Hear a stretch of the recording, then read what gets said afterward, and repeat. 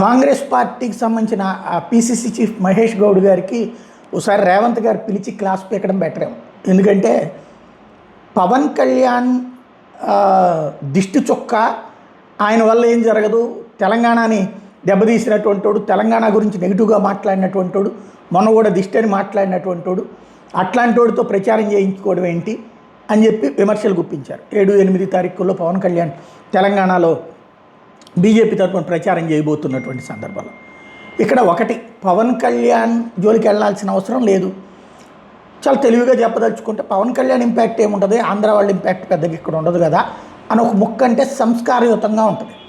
అలా కాకుండా పవన్ని విమర్శించడం, దూషించడం, ద్వేషించడం చేస్తే తెలంగాణలో ఉన్నటువంటి పవన్ అభిమానులు రివోల్ట్ అవుతారు.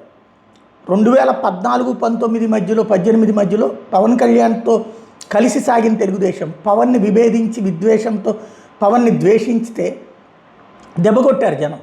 పవన్ కోటేలే జగన్ కోటేసి మరి తెలుగుదేశాన్ని ఓడించారు. అలాగే 2019-24 మధ్యలో పవన్ని జగన్మోహన్ రెడ్డి విమర్శిస్తే పవన్కి ఓటేయలేదు, కానీ ఇది పవన్కి ఓటేశారు, తెలుగుదేశానికి ఓటేశారు, కలిసి ఉంది కాబట్టి. అదే విడిగా పోటీ చేస్తుంటే మళ్ళీ తెలుగుదేశాన్ని గెలిపించేవాళ్ళు పవన్ మీద అభిమానంతో. ఎందుకంటే పవన్ గెలవలేడు అనుకున్నప్పుడు అవతల వాళ్ళని ఓడగొట్టాలన్న కాన్సెప్టే ఉంటుంది.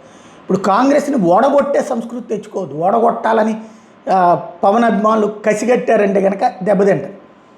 పవన్ కళ్యాణ్ టూర్ చేస్తాడు, మీకేం నష్టం లేదు కదా, దెన్ లిమిట్, వదిలేయండి. పవన్ని మీరు విమర్శించకుండా ఆయన అభిమానించక్కర్లా, ప్రేమించక్కర్లా. విమర్శించినా ద్వేషించినా మాత్రం తట్టుకోలేరు కార్యకర్తలు. అది గుర్తుపెట్టుకుంటే బెటర్.